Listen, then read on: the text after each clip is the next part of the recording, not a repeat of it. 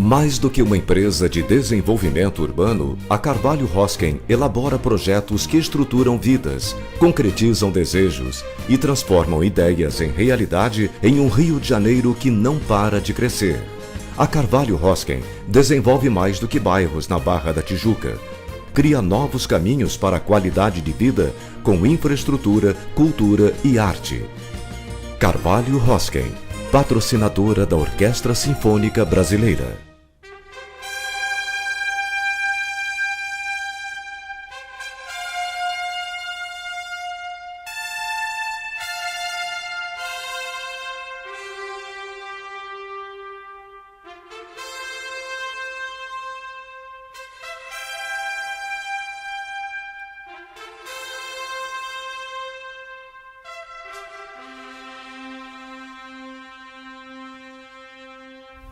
Pessoal, boa noite. Vamos então iniciar e finalizar, porque temos essa aula hoje de Direito Ambiental, então a gente vai dar uma olhada em aspectos gerais relacionados ao direito ambiental, mas obviamente dentro daquela linha que, pelo menos nos últimos concursos, tem sido adotada em termos de direito ambiental. O que a gente vê se a gente faz uma análise aí das provas anteriores? Constituição, princípios. Constituição, a gente tem o artigo 225, que traz importantes normas, né? Não apenas principiológicas, mas normas regra em relação ao direito ambiental, os princípios que regem o direito ambiental. A Lei 9985, Lei 9985 de 2000, que é a lei que regulamenta o Sistema Nacional de Unidades de Conservação. A Lei 12.651, que instituiu o atual Código Florestal. 12.651 de 2012.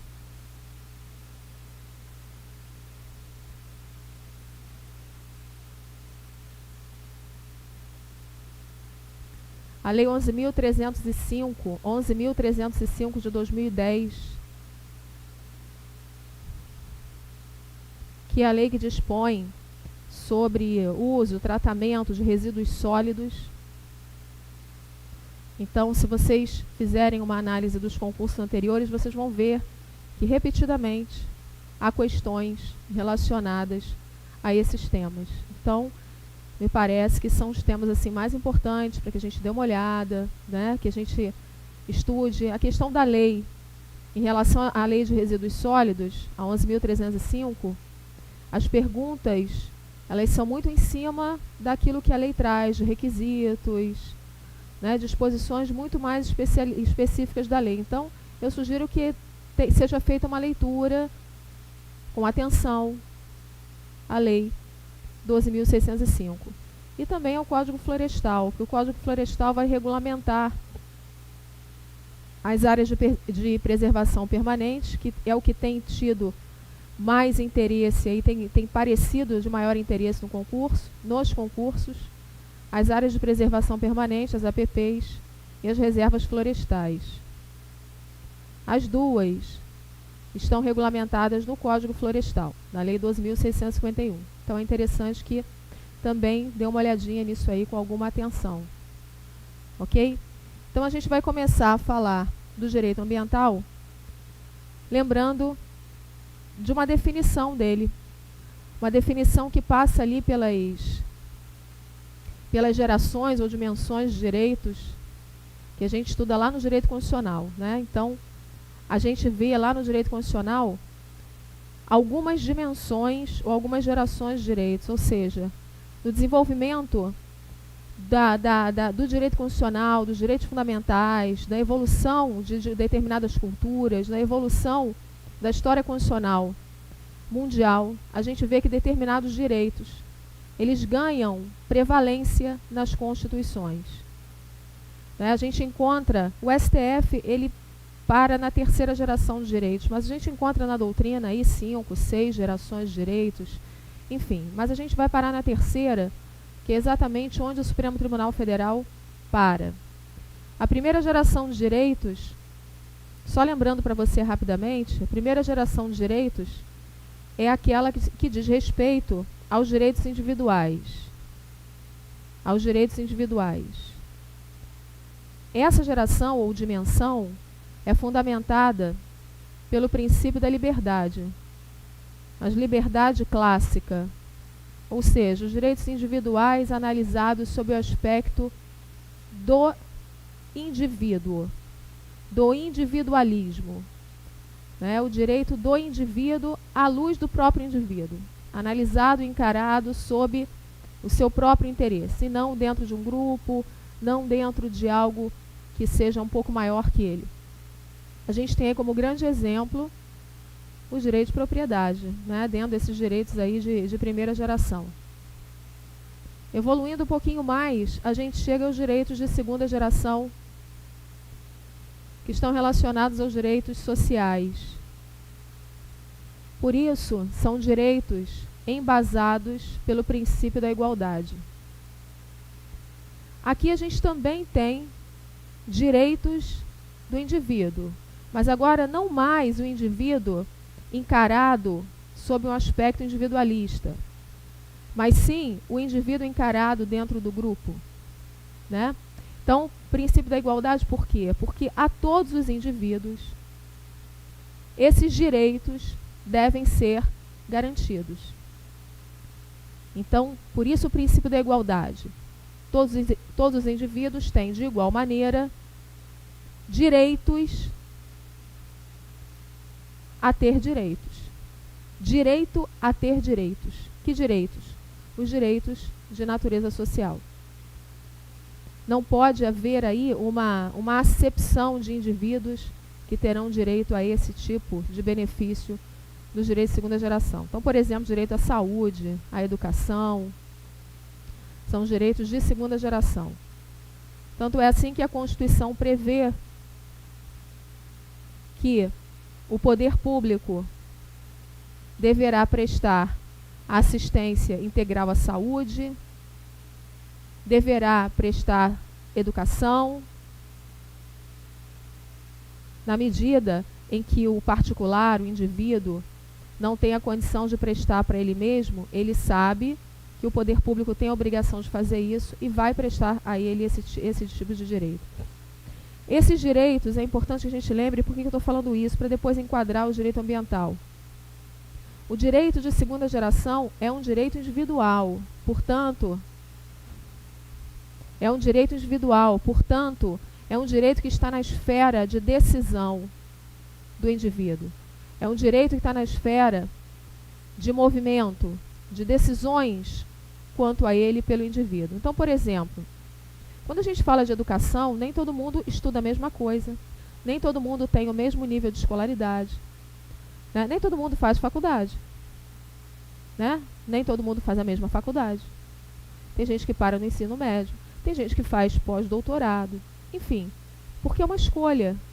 É algo que está dentro da tua esfera de escolha e de decisão. A mesma coisa relacionada à saúde. As pessoas têm o direito de opção entre, por exemplo, realizar ou não determinado tratamento à sua saúde, né? Então, são direitos, por isso, individuais. Diferentes, essas duas gerações iniciais, dos direitos de terceira geração.